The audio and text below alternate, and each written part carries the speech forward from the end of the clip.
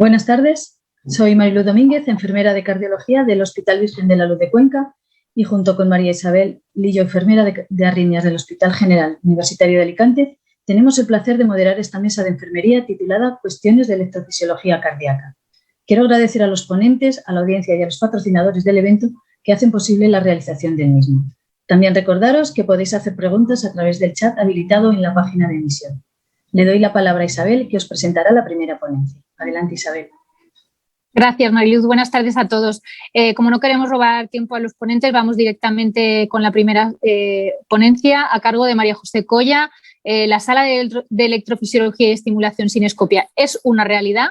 Adelante, María José. Hola, buenas tardes. Como han dicho, soy María José Colla del Hospital Clínico Universitario de Valladolid. Lo primero, agradecer la oportunidad a la organización de estar aquí hoy compartiendo con vosotros. Y nada, sin más dilación, empezar a hablar sobre la sala de electrofisiología y estimulación sin escopia. ¿Es una realidad?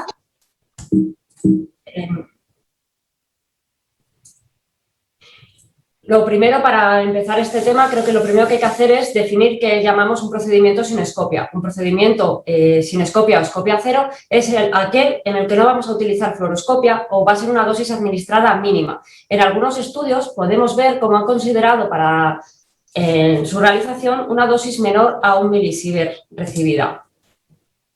¿Qué vamos a obtener con el uso de los rayos X de una fluoroscopia? Bien, vamos a obtener una imagen en 2 dimensiones que nos va a proporcionar localización anatómica, observar el movimiento del tórax, la silueta cardíaca, el movimiento de los catéteres. No será la primera vez, o quizá más antiguamente, para ver un taponamiento cardíaco, el mirar y ver si la silueta cardíaca movía correctamente.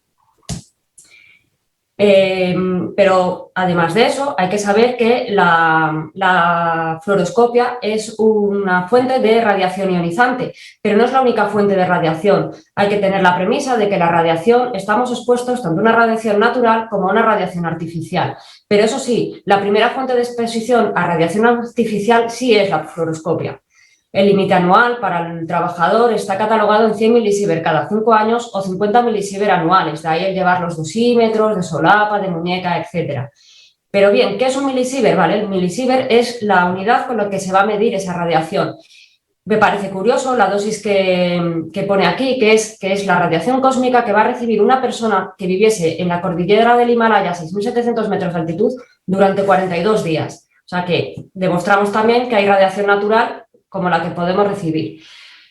Actualmente, desde hace ya un tiempo, tanto los sistemas de radiología, cardiología también lo está implementando y más servicios, está el principio ALARA. El principio ALARA es que viene a decir tan bajo como sea razonablemente posible. Es decir, no queremos que no se use la escopia, sino que sea lo mínimo. Si yo puedo diagnosticar con 2 segundos de escopia, no vamos a utilizar 8 o 10 segundos.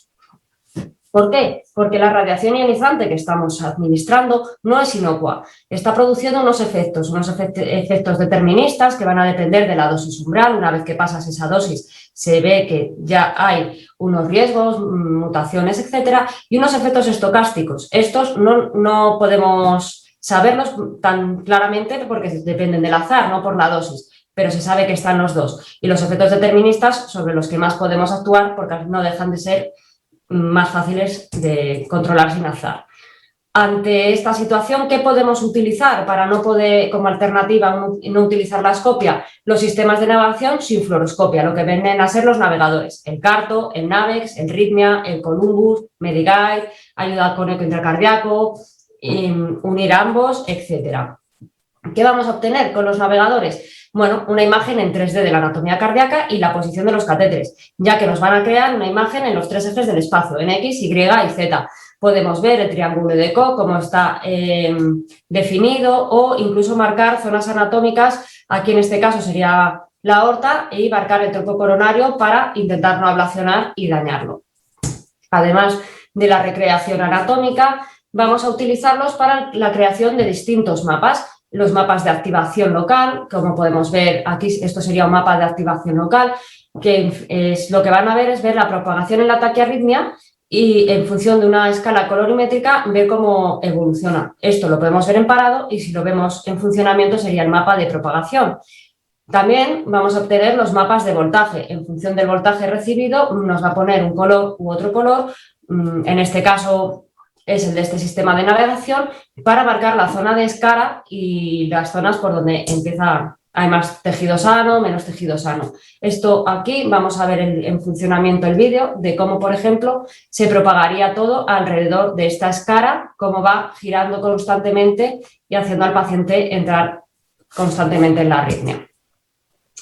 ¿Qué necesitamos para realizarlo? El uso del navegador, y para ello, pues creo que todos lo conocemos, montar el navegador, las fibras, las conexiones, los soportes, etcétera. Y lo que es muy importante, la colocación de los parches de referencia, que son los que nos van a permitir la localización de los mapas, de los catéteres, perdón. Los navegadores funcionan actualmente de dos maneras, o sea, híbridas, magnético y eléctrico, y magnético e impedancia. Aquí podemos ver un navegador, cómo se está cogiendo anatomía, la matriz. En lo rojo no detectaríamos catéteres, en lo verde sí, o aquí vamos viendo también cómo construimos la anatomía en función de cómo se va moviendo el catéter. Si analizamos los casos que se han realizado en la Sociedad Española de Cardiología, en azul oscuro tenemos los hechos en 2018 y en morado los publicados en 2019. Vemos que han aumentado 2 centros y han aumentado el número de casos, pero en ambos casos la fibrilación auricular es el sustrato con mayor ablación. El istmo cabo-tricuspidio ocupa el segundo puesto y la taquicardia intranodal el tercer puesto. Eso sí que varía respecto al 2018. La taquicardia intranodal ocuparía el segundo puesto y el ICT el tercero.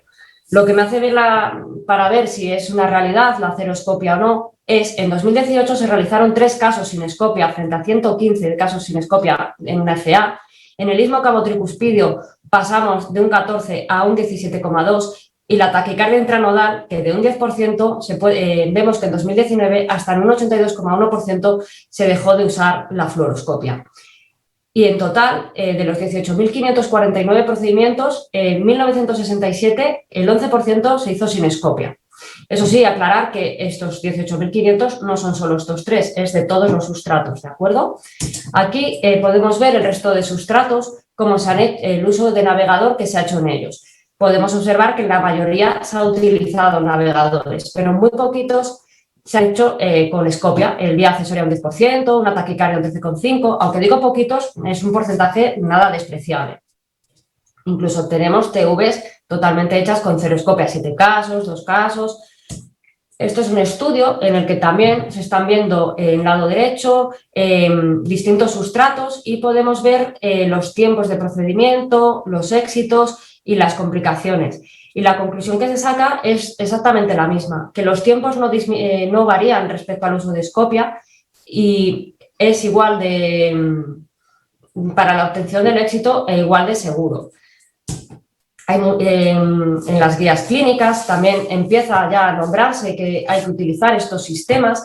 Por ejemplo, las taquicardias supraventriculares, una arritmia principalmente en jóvenes, que puede afectar también a la mujer gestante y tanto a la madre como al feto. Y entonces, ¿qué va a pasar? Hay que esperar al segundo trimestre, pero hay ocasiones en las que es refractaria, es mal tolerada y no podemos esperar al segundo trimestre. En esos casos, las guías clínicas nos están recomendando que se hagan centros experimentados con sistemas de mapeo y sin utilizar la fluoroscopia.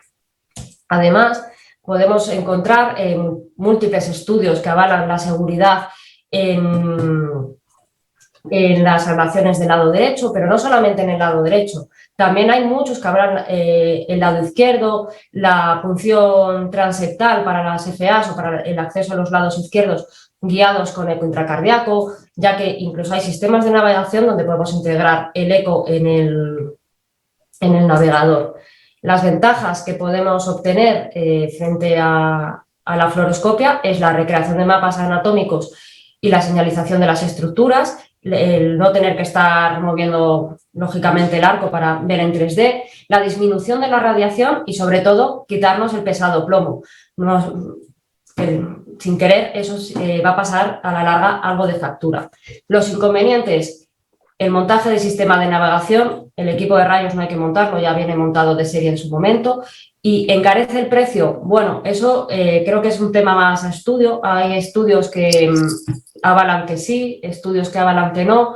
y imagino que las investigaciones ahora irán más a largo plazo de qué nos podemos ahorrar o qué inconvenientes, cómo se encarece o cómo no se encarece el precio. Muchas gracias por todo. Espero no haberos aburrido mucho y agradecer también a todo el equipo que ha hecho posible el estar aquí. Muchas gracias, María José, por tu presentación. Y pasamos a la segunda ponencia, titulada Consideraciones en estimulación pediátrica. Programación, tipo, controles, realizada por Gabriel Pascual González, del Hospital Universitario Vall d'Hebron de Barcelona. Adelante, Gabriel. Buenas tardes. La verdad es que es un placer estar otra vez aquí con todos vosotros, ¿no? Para hablar, yo creo, de un tema de consideraciones en estimulación pediátrica que si bien es cierto, posiblemente hay menos pacientes, yo creo que es muy interesante y bueno, espero que os guste. Estos son mis conflictos de interés y empezaré por la diapositiva que seguramente es la diapositiva más importante de toda la presentación. Y es que un niño no es un adulto en miniatura. Desde el momento que decidimos hacer un implante de un marcapasos, nos vamos a enfrentar a diferentes retos. Uno es qué tipo de implante vamos a realizar, qué programación vamos a tener en cuenta y qué tipo de seguimiento vamos a hacer. Y es que hay que tener en cuenta que la mayor parte de los implantes de marcapasos en niños se realizan en pacientes con cardiopatía estructural, que no existen dispositivos de estimulación pediátrica específicos.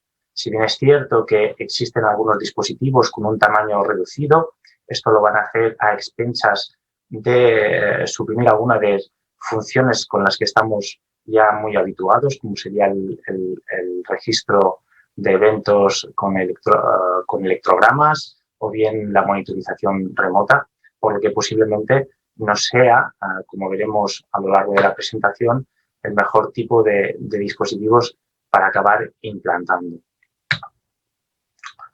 También tenemos que tener en cuenta que todo dispositivo implantado es muy posible que en el futuro disfuncione. Los niños corren, juegan, crecen y es por eso que es muy importante tener en cuenta que debemos posponer el implante todo lo posible hasta acercarnos a su talla diana.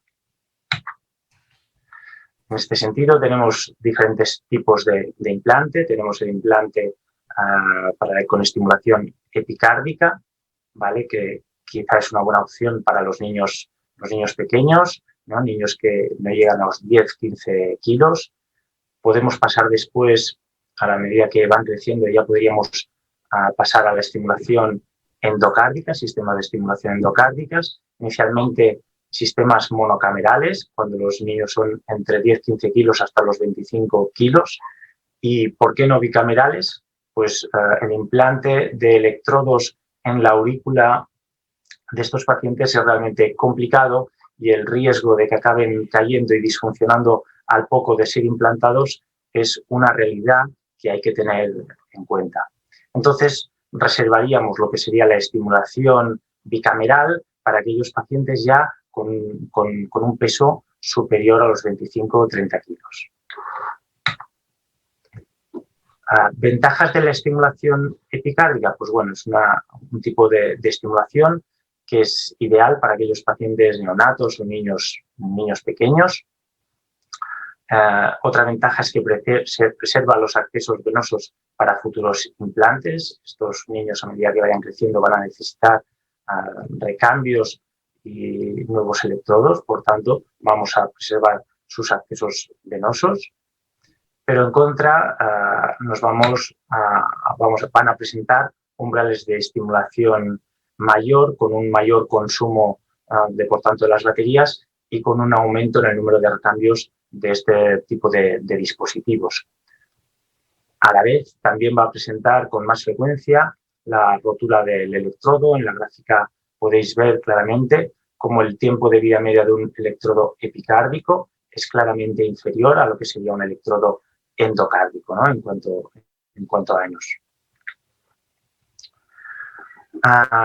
Ocasionalmente nos podemos encontrar con situaciones complejas en pacientes pequeños que a su vez necesitan el implante de un desfibrilador, ya bien sea porque son pacientes muy pequeños o bien pacientes con cardiopatía estructural importante que no permiten el implante de un DAI endocavitario. Y en este tipo de situaciones, pues bueno, una alternativa sería la colocación de un coil a nivel subpleural, ¿no? Manteniendo lo que es el generador en la zona abdominal y de esta manera conseguir mantener un vector de desfibrilación eficaz, abarcando la mayor masa miocárdica posible, ¿no? En caso de una arritmia ventricular. Si por contra el niño es más grande y no necesita estimulación cardíaca, podemos optar posteriormente ya a un DAI subcutáneo. Siempre teniendo en cuenta que existe un riesgo de decúbito. Todos conocemos que este tipo de dispositivos son dispositivos grandes y que, por tanto, es un punto que como mínimo tenemos que tener en cuenta y valorar. En cuanto a las ventajas de la estimulación endocárdica, una clara ventaja es la longevidad en cuanto a los umbrales y a la libertad de eventos de rotura o fallo del sistema, que es mucho más frecuente, como hemos comentado, en el caso de la estimulación epicárdica, pero por contra presenta una alta incidencia de abandono y puede dar lugar a posibles lesiones valvulares. Fijaos en este niño de 18 años que ya tiene un electrodo epicárdico abandonado, tiene 2 electrodos endocavitarios a nivel del ventrículo derecho y un electrodo en la aurícula. Es decir, con 18 años este paciente ya tiene 4 electrodos y una vida por delante, con posibles cirugías en el transcurso de su vida, ¿no? Por otro lado, la expectativa de crecimiento de los niños conduce a una mayor incidencia de desplazamiento y fractura del electrodo durante el seguimiento, y es que estos niños van a crecer.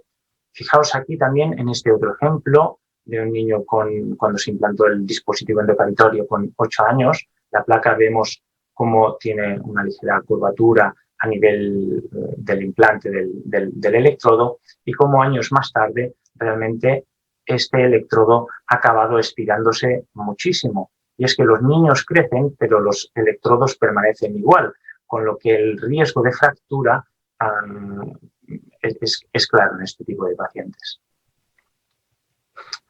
Es por ello que a los pacientes una buena opción cuando se implanta un electrodo endocavitario es dejarles este loop, ¿no? Esta curvatura, de tal manera que a medida que vayan creciendo, eso se vaya estirando, tenga esa posibilidad de estirarse y, por tanto, disminuyamos el riesgo de fractura del electrodo por tensión, ¿no? Esta radiografía también me ha parecido interesante ponerla porque yo creo que tiene en cuenta diferentes puntos en cuanto a estimulación en pediatría.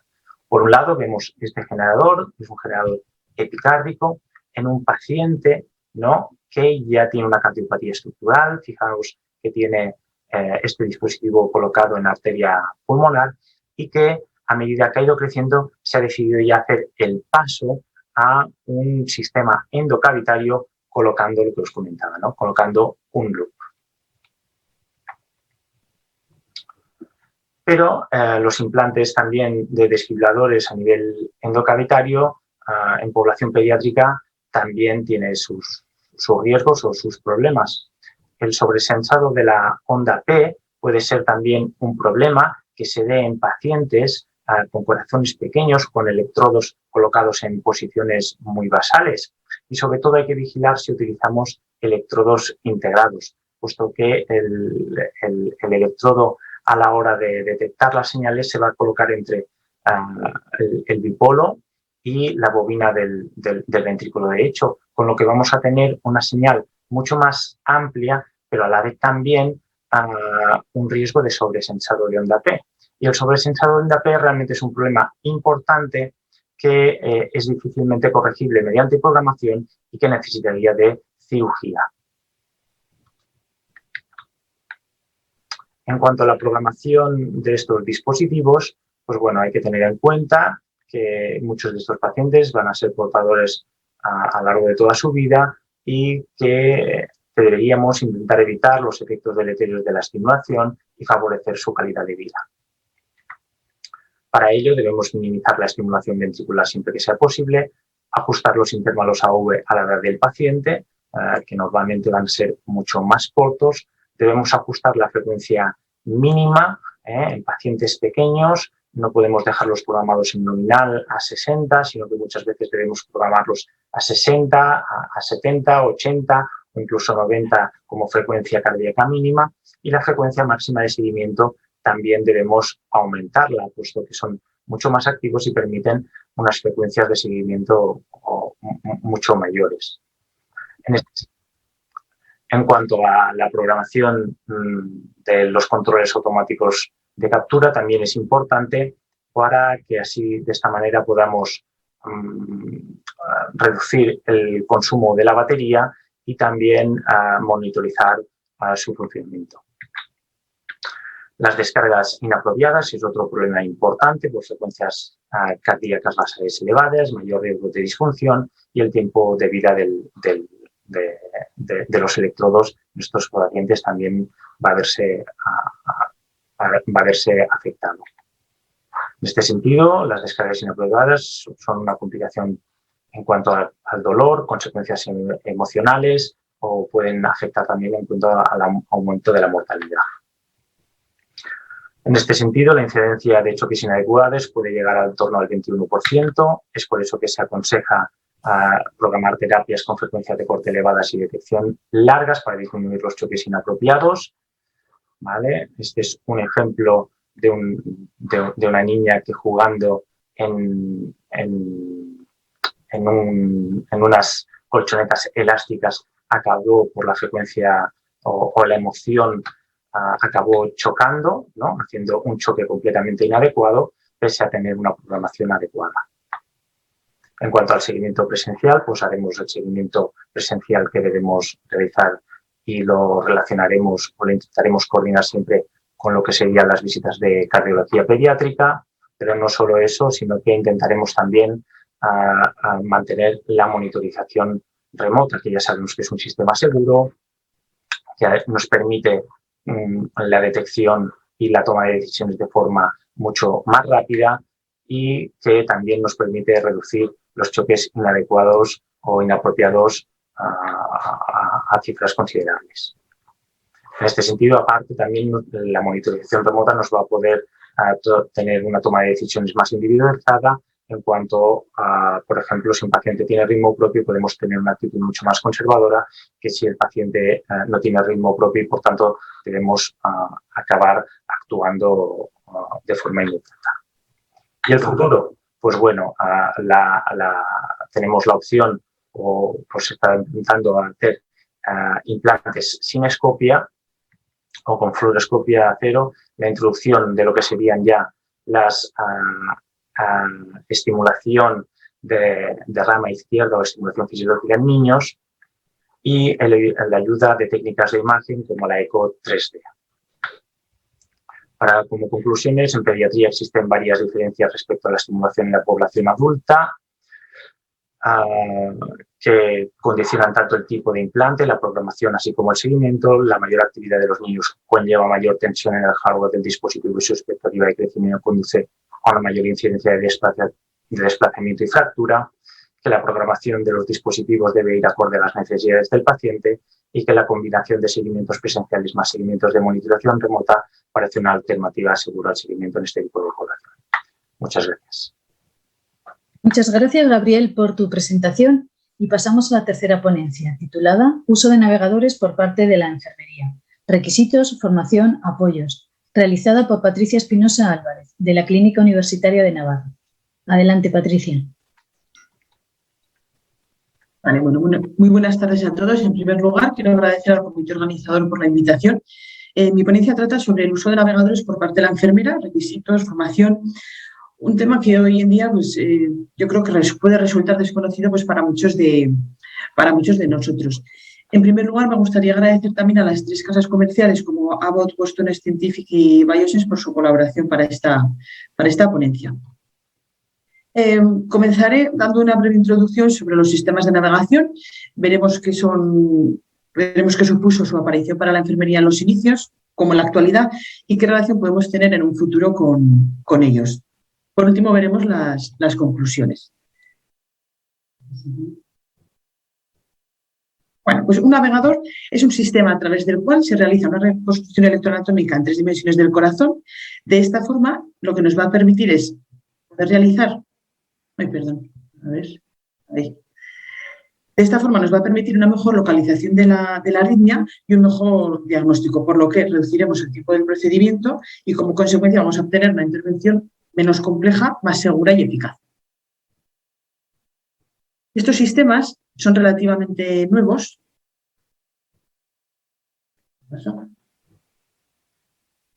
Sí, ya está. Estos sistemas son relativamente nuevos, empezaron a usarse en el año 1998. En el año 2001, porque nos hagamos una idea, solo el 26% de la sala de electrofisiología contaban con un navegador, pero gracias a las continuas mejoras y avances que han ido sufriendo, hoy en día se han convertido en los sistemas imprescindibles en nuestras unidades. Entonces, todo esto, ¿cómo afectó a la enfermería, ¿no? ¿Qué supuso esto en los inicios? Debido al gran avance que las unidades de arritmias experimentaron con la aparición de estos sistemas, el personal de enfermería vio a su vez la necesidad de formarse y de adquirir también nuevas competencias. El principal objetivo en nuestro ámbito es realizar un procedimiento de calidad y dar una excelente atención al paciente. Aquí es donde entra en juego algo que, bajo mi punto de vista, es primordial, como puede ser el trabajo en equipo, entre médico, enfermera y técnico, ¿no? Debemos de ir en la misma dirección, pues facilitándonos el trabajo pues para lograr nuestro objetivo común. Es aquí donde radica, por así decir, la relación hasta la actualidad con estos sistemas. Son sistemas que requieren de una laboriosa preparación, de la cual la enfermería es en la mayoría de los centros responsable. Conocer los requerimientos para elaborar una buena preparación reducirá de manera considerable el tiempo de esta y facilitaremos así el trabajo. Para ello debemos tener conocimientos sobre las siguientes funciones. En cuanto a la preparación del material, la preparación del paciente, debemos conocer la colocación de parches de superficie, dependiendo del tipo de navegador que se vaya a utilizar. Acondicionamos la sala. Para ello debemos conocer los diferentes campos magnéticos, realizaremos el puenteo entre el polígrafo y navegador, conectando los correspondientes latiguillos o mangueras pertinentes. Dejaremos preparados los catéteres con sus correspondientes conexiones. Debemos controlar la compatibilidad de estos catéteres con vainas, con introductores y conocer si los catéteres, requieren de alguna preparación en especial. Como enfermeras, además de proporcionar al paciente la atención necesaria en cuanto a cuidados, administración de medicación, etc., el hecho de que conozcamos todos estos aspectos relacionados con la preparación de material no solo nos va a facilitar el trabajo y ahorraremos tiempo, sino que además enriquece nuestros conocimientos y facilita que a partir de aquí podamos ir adquiriendo nuevas competencias y avanzar. Entonces, ¿qué ocurre ahora, ¿no? En este punto vemos la relación enfermera-navegador en los inicios, desde dentro de la sala, por así decir. Pero y ahora, y si queremos ponernos del otro lado. En primer lugar, somos nosotros mismos quienes tenemos que mostrar un interés en adquirir nuevas competencias al respecto y, por supuesto, contar con el apoyo de nuestro jefe de unidad. Hoy en día, los encargados de manejar los navegadores son los técnicos de la industria. Por ello, vamos a ver qué requisitos se tienen en cuenta para ellos. He hablado con las 3 casas comerciales mencionadas al principio y todas parten de la misma base. No existe un perfil específico. Sí que se tienen en cuenta varios factores, como pueden ser contar con estudios de ingeniería biomédica o algo relacionado, que cuenten con experiencia previa en navegadores, que tengan algún tipo de acreditación, como puede ser la acreditación de la ERA, que tengan, bueno, también se valora la experiencia como comerciales por el tema del don de gentes, pero sin lugar a duda algo que todas tienen en común es que se valora mucho la actitud, el querer aprender, el mostrar interés.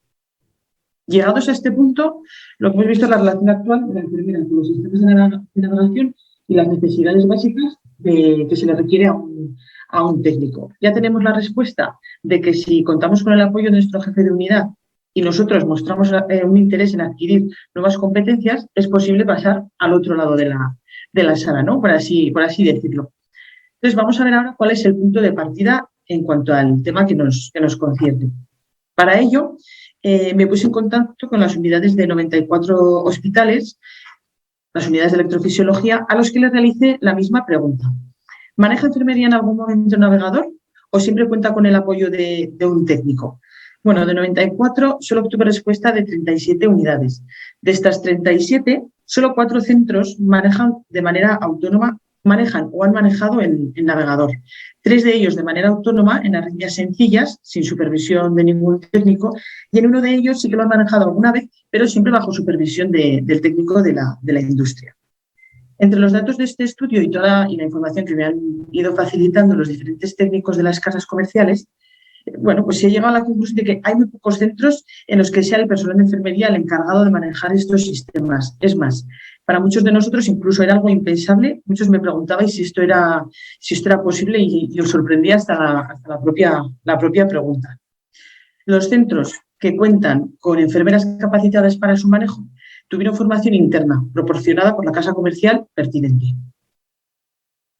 Actualmente no se dispone de ningún curso vigente para la formación de estos sistemas.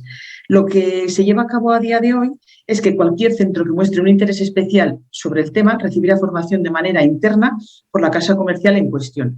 Lo que sí nos ofrece la industria es muchísima facilidad al respecto.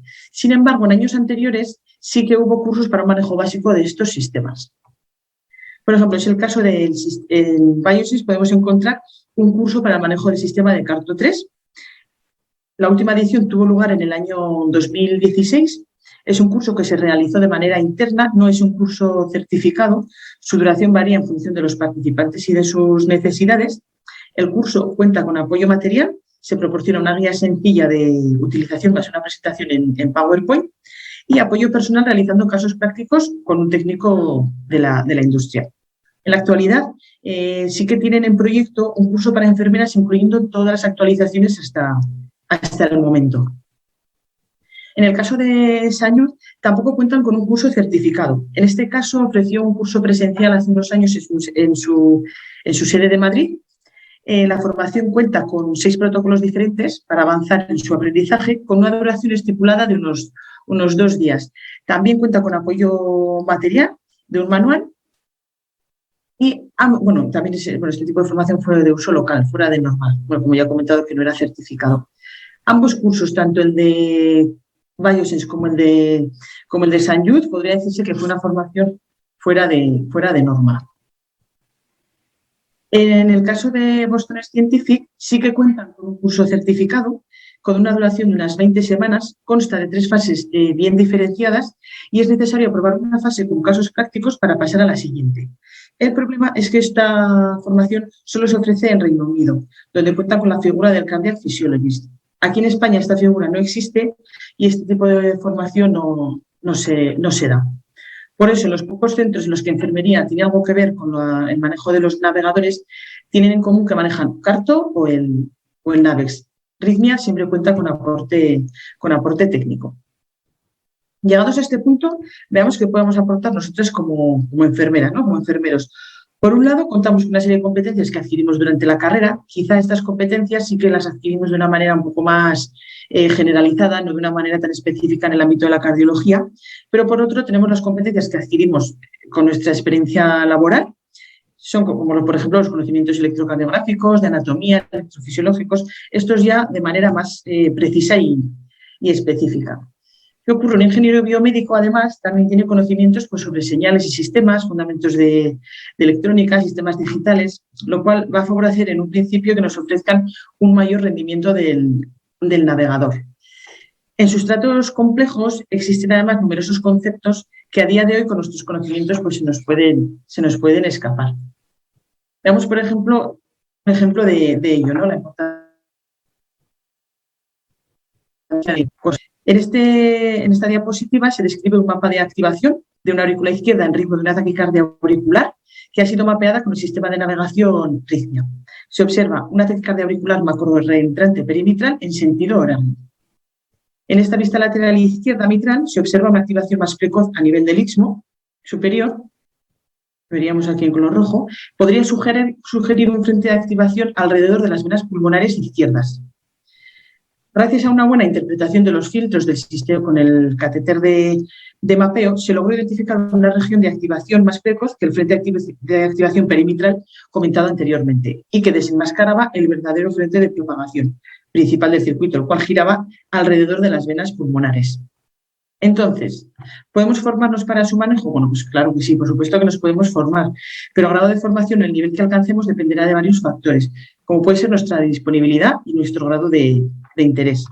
Por eso, un buen punto de partida sería comenzar a involucrarlos, que de hecho en los centros donde es enfermería la encargada o ha manejado en alguna ocasión los navegadores, ya lo hacen, es comenzar por sustratos sencillos, donde no se requiere de tanta pericia técnica y poco a poco pues la práctica y el paso del tiempo pues, nos irán ubicando. Como por ejemplo puede ser en este caso, donde podemos observar un flúter sencillo, es un mapa de activación del sistema de navegación Carto. Lo difícil no es poner puntos y realizar un mapa, sino, como ya hemos visto, saber interpretar las señales, los filtros. Además, no podemos olvidar que el manejo de estos sistemas requiere de una formación continua, puesto que están en constante actualización. Como conclusiones, podemos capacitarnos para el manejo de estos sistemas. No se dispone de formación certificada, pero la industria sí que nos ofrece muchísima facilidad al respecto.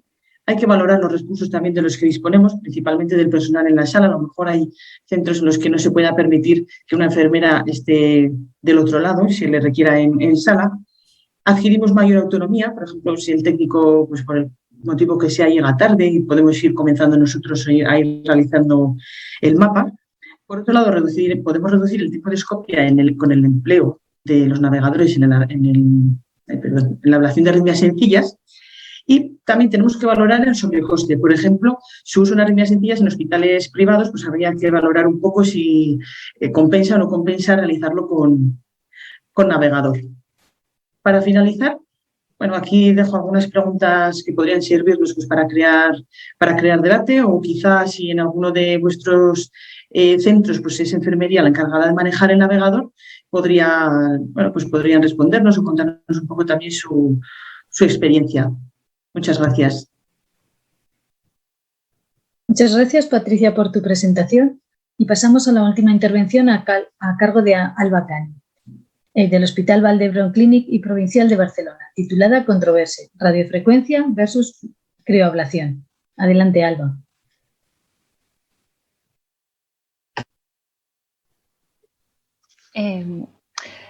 Hola, soy Alba Cano, enfermera del Hospital Clínic de Barcelona, y primero de todo quería felicitar a la organización y a todos los ponentes por el fantástico congreso y agradecer por invitarme a esta mesa de enfermería. Yo voy a hablar sobre la controversia que existe entre la técnica de radiofrecuencia y crioablación, centrándome en la ablación de fibrilación auricular, y decir que no tengo ningún conflicto de interés. Para empezar, vamos a definir brevemente las dos técnicas. En la figura número 1 muestra cómo el catéter de radiofrecuencia transmite calor por la punta al tejido cardíaco y conecta las lesiones punto a punto para aislar la zona ritmogénica, guiado con un sistema de navegación. En la figura 2 muestra la crioablación, donde se ve como el balón se impacta en el ostium de las venas pulmonares y se hincha con óxido nitroso para congelar y consecuentemente producir una lesión por quemadura de frío, aislando las venas pulmonares. El primer estudio que comparó las dos técnicas fue en 2016, publicado en 2016, el estudio Fire and Ice multicéntrico, donde comparaba con la misma población las dos técnicas y se obtuvo los mismos resultados en cuanto a aislamiento completo de las 4 venas pulmonares y los mismos resultados en los endpoints de mortalidad, tiempo libre de arritmias y complicaciones. A raíz de este estudio salieron más estudios randomizados, más revisiones sistemáticas, metaanálisis, artículos de opinión, estudios de cohortes postablación y todos con la misma conclusión de que estadísticamente no hay diferencias estadísticamente significativas entre las dos técnicas. Resumiendo un poco lo que dicen todos estos estudios, he hecho una separación entre pros y contras de cada técnica. Vamos a empezar por la radiofrecuencia. Como pros podemos decir que el catéter tiene más adaptabilidad para ablacionar, ya que se adapta a cualquier zona ritmogénica. Es la técnica más antigua, con la que existe más bibliografía y más experiencia. Actualmente también estos catéteres cuentan con un sensor de contacto que mejora la efectividad de la lesión y reduce los riesgos de perforación. Y actualmente la última guía inglesa NICE del 2021 también refiere que es la más costo efectiva porque hay menos recurrencias al año. Como contras podemos decir que es una técnica más compleja, que requiere de las manos de la práctica del operador y que tiene una larga curva de aprendizaje.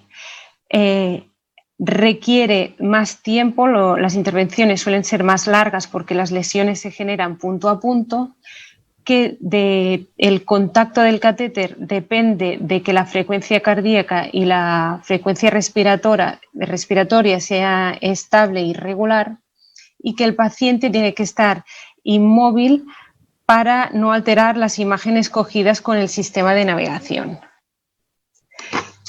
Por otro lado, vamos a hablar de la crioablación. Como pros podemos decir que el catéter requiere poca manipulación. Eso influye en que la curva de aprendizaje es más corta y el tiempo de intervención también es más corto. Por lo tanto, se usan menos tiempo los fármacos para la pseudoanestesia y hay estudios que también refieren que la recuperación clínica es más corta y por lo tanto también el tiempo de hospitalización también es más corto. Como características, también podemos decir que quemando por frío, el catéter se queda pegado al tejido. Esto es una característica importante, sobre todo en otras arritmias donde es difícil el acceso o difícil el soporte, nos sirve para que el catéter no se mueva. Y otra característica, cuando quemamos por frío, primero se genera una inflamación del tejido, cosa que prevé los efectos de la futura lesión y es muy útil en arritmias que están cerca del GIS, por ejemplo, tejidos que no queremos ablacionar y por eso es importante ver que sea reversible la lesión, para ver los efectos después de la lesión. Como contras podemos decir también que el tiempo de fluoroscopia es mayor porque no existe sistema de navegación, que la morfología del catéter para la fibrilación auricular sirve solo para aislar las venas pulmonares, que solo hay 2 medidas de diámetro de balón y que se usa más contraste. Por lo tanto, aquí hay un poco el resumen comparando las dos técnicas, cosas que hay que tener en cuenta en el quirófano. Por ejemplo, empezando por el perfil del paciente. Normalmente se escogen para la radiofrecuencia pacientes más añosos o con enfermedades congénitas, aurículas más enfermas, con más cantidad de fibrosis o las reablaciones, porque el sistema de navegación te facilita encontrar y ablacionar el gap. En cambio, para la crioablación normalmente se escogen pacientes más jóvenes con FAs paroxísticas, aurículas poco dilatadas y básicamente pacientes con menos comorbilidades y que la pseudoanalgesia normalmente suele ser más sencilla. En cuanto al procedimiento, la radiofrecuencia requiere de 2 punciones transeptales, una para el catéter de ablación y una para el catéter de mapeo, que aparte de la monitorización basal, también se deben colocar los parches del sistema de navegación en el pecho y en la espalda, y el parche de dispersión para la ablación. Y en cambio en la crioablación lo que hay que tener en cuenta es que solo se hace una punción transeptal, pero se usa más contraste y el calibre del introductor femoral es más ancho. En cuanto al control y prevención intraquirófano, pues la radiofrecuencia hay que controlar la temperatura esofágica para evitar las fístulas auriculoesofágicas. También controlar los temidos POPs, que pueden ser seguidos de una perforación, controlar la sobrecarga hídrica en pacientes con insuficiencia cardíaca congestiva, vigilar que el paciente no se mueva y también controlar bien los sueros, la sueroterapia que entran, vigilar la cantidad de burbujas y heparinizar bien el paciente para evitar coágulos. En cuanto a la crioablación, si el paciente está dormido, vigilar la aplicación, la administración de relajantes musculares, ya que en el momento de la ablación de las venas pulmonares derechas debemos estimular el nervio frénico para evitar que se genere una parálisis del nervio frénico en el momento de la ablación. Si el paciente está despierto, controlar también y avisarle la posible cefalea que note en el momento de la aplicación, y vigilar las pausas que se generan en el momento de la congelación, que aunque sean de buen pronóstico hay que vigilar que no sean sintomáticas o que sean demasiado largas. A todo esto, en resumen, podemos decir que la elección de la técnica depende del médico o de la experiencia de cada centro. Pero, ¿cuál es el papel de la enfermera en todo esto y qué dicen las guías? Pues el 2020, aparte de traernos el COVID, también salieron la actualización de las guías del manejo del paciente con fibrilación auricular. Este cuadro está extraído de esta guía y, como veis, no existe ninguna recomendación en cuanto a la técnica para usar para la ablación. Lo que sí que vemos es que es importante para la indicación de la ablación por catéter es el manejo de los factores de riesgo de la fibrilación auricular, el control, modificación de los estilos de vida saludables y eliminar los triggers que generan la fibrilación auricular. Todo esto lo he subrayado porque todo es competencia de la enfermera, es un objetivo que debe controlar enfermería. Y siguiendo esta línea, en mi hospital lo que hacemos es se ha creado una consulta de enfermera para el paciente con fibrilación auricular. Se visita el paciente un mes antes de la ablación para llevarlo a óptimas condiciones para el día de la intervención, y posteriormente se visita al paciente a los 15 días para controlar las complicaciones, recaídas, y ya empezar con una educación sanitaria enfocada en los factores de riesgo de la fibrilación auricular. Y este control, seguimiento, empoderamiento del paciente se sigue a los 6 y 12 meses. También he añadido esta diapositiva, otra imagen, otra figura donde se muestran todos los factores de riesgo que controlamos para optimizar los resultados a largo plazo de la ablación por catéter, que son la hipertensión, el sedentarismo, SAUS, el alcohol, la dislipemia, el tabaco, la obesidad y la diabetes. Todo esto, si lo controlamos, todos estos factores contribuyen en el desarrollo de sustrato maligno que hace que los resultados a largo plazo sean peores para controlar el ritmo cardíaco. Y para acabar, me gustaría ir un poco más allá del debate entre radiofrecuencia y crioablación y mostrar esta imagen también donde se muestra que para el manejo del paciente con fibrilación auricular el papel de la enfermera es igual de importante que el resto de profesionales. Muchas gracias. Muchas gracias, Alba, y a todos los ponentes por las presentaciones, por los excelentes trabajos. Y ahora doy paso a Isabel y al turno de preguntas. Adelante, Isabel. Bueno, gracias, Mariluz. Bueno, lo primero, bueno, ya para terminar, me gustaría agradeceros a todos el esfuerzo y el compromiso que habéis tenido con la AEC para llevar a cabo estas ponencias, teniendo en cuenta el poco tiempo que os hemos dado y teniendo en cuenta que vienen de estar preparadas. Pero bueno, han estado estupendas, habéis estado todos estupendos, enhorabuena. Deciros que en el chat ahora mismo no nos han lanzado ninguna pregunta, pero sí nos dan la enhorabuena, pero sí que tengo yo alguna pregunta para vosotros, a ver si nos da tiempo, si podemos contestar rapidito, porque ya sabéis que esto termina al cuarto, se quedarían 10 minutos.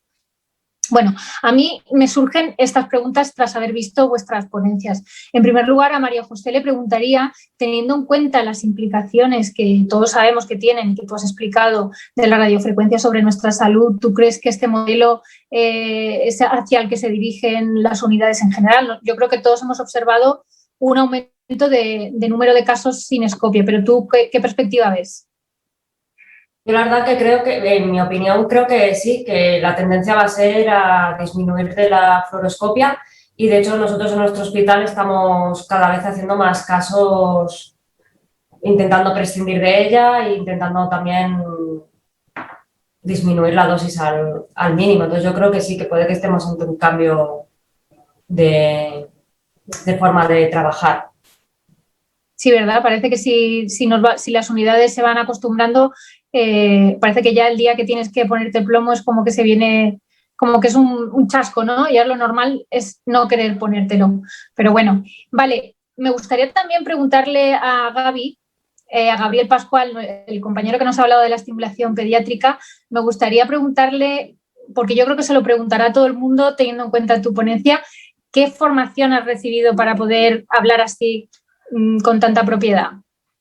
No, bueno, de formación, o sea, nosotros tenemos bastante población pediátrica y al final, como todos, ¿no? Es el conjunto de interés por parte de la unidad, de crecer como equipo y formación, pues bueno, a base, como lo hemos hecho todos, ¿no? De leer, preguntar y ver qué es lo mejor para cada paciente, ¿no? Cómo puedes mejorar esa programación en esos pacientes cuando hacen deporte, cuando son más pequeños, etcétera, etcétera. O sea, que un poco por propia iniciativa y un poco labor en equipo, ¿no? Un poco como hemos empezado todos. Ahora sí que tenemos formación un poco más reglada para cosas pues, que vienen siendo más habituales, como la monitorización remota y eso, pero imagino que esto, que es algo tan específico que hacéis en centros punteros en España, pues supongo que no es fácil encontrar. Pero supongo que en muchos centros, quien más, quien menos le llega a algún paciente en población pediátrica, ¿no? Sí, quien más, quien menos pocos. Debe tener alguno. Y al final yo creo que se trata un poco de entender un poco la fisiología del niño, ¿no? Y cómo nosotros con nuestra programación podemos adaptarla, ¿no? Porque si sabemos ya de base que un niño va a una frecuencia cardíaca superior, lo que no tiene sentido es tenerlo programado con una frecuencia de seguimiento a 130. ¿Qué va a pasar cuando ese niño corre? O bien, también igual hay que cambiar, ¿no? Lo que son los cortes, las líneas de corte de los cambios automáticos de modo. Nos encontramos con niños que van haciendo ejercicio y que si tú no aumentas eso, hace un cambio automático de modo. Igual prefiero que me haga un poquito de benkeback, pero ¿no? Le aumento la frecuencia, aunque me haga un poquito de bien, claro que lo va a poder adaptarse bien el niño y no de golpe y porrazo cambiar a una frecuencia de 70-80 de estimulación ventricular. Me ha gustado mucho la presentación porque es algo que nosotros tocamos con tenemos muy pocos pacientes y ver que podéis hacerlo con tanta solvencia, pues la verdad es que me da alegría. Bueno, me gustaría preguntarle a Alba, has terminado hablando de la consulta de fibrilación auricular por parte de enfermería. ¿Tú crees que es necesario apostar por ese tipo de consultas, como por ejemplo la de fibrilación auricular gestionada por enfermería? Nosotros no tenemos, en nuestro centro no tenemos. Me dais envidia. Gracias. Bueno, en mi hospital hay la unidad de fibrilación auricular y se aposta desde el principio de la creación de esta figura, porque en las guías sale que se recomienda que no solo es importante hacer la ablación de las venas pulmonares o de la FA, sino que también es importante el manejo de los factores de riesgo para optimizar los resultados a largo plazo. Si tú no cambias, lo que estamos observando es que estos factores de riesgo, por mucho que ablaciones, a la larga volverán a aparecer otros canales, otros sustratos que se tendrán que volver a ablacionar. Entonces, un poco acompañar al paciente para este proceso de manejo y de cambio de estilo de vida. Y también a veces hacemos un poco de gestoras para derivar a los especialistas o detectar lo que cada paciente, las causas que le ha llevado a tener la fibrilación y derivarlo, pues si es porque tiene un SAOS, derivarlo a un neumólogo o endocrinos o nutricionistas, hacer programas de ejercicio para poder un poco tratar la raíz. Coordinaros con las consultas de prevención de riesgos, de rehabilitación cardíaca, ese tipo de cosas. Acompañar un poco al paciente, ¿no? Que siempre el paciente va a estar mejor, desde mi punto de vista, va a estar mejor tratado si hay profesionales que están formados específicamente para acompañarlos, ¿no? Uh-huh. Y la verdad es que hay mucho trabajo por delante. Uh-huh. Y el cumplimiento de la medicación, la importancia de la anticoagulación, un poco acompañarlos en todo esto. Qué bien que vayan surgiendo estas iniciativas cada vez más en más centros. Por último, Patricia, tu ponencia ha estado estupenda también sobre navegadores. La verdad es que yo personalmente lo he hecho de manera muy puntual y sí que me gustaría saber si tú crees que esto se extenderá, que sea a cargo de enfermería. ¿Crees que es una cosa que se podrá extender? ¿Lo ves viable? Teniendo en cuenta que, claro, tenemos el personal que tenemos en las unidades, supongo que es algo que te habrán preguntado muchas veces, ¿no? Pero si estás asumiendo esas labores, ¿quién que te tiene que dotar de más personal, ¿no? Un poco como siempre. Sí, eso es. Al final está en nuestra mano, ¿no? Un poco, pues...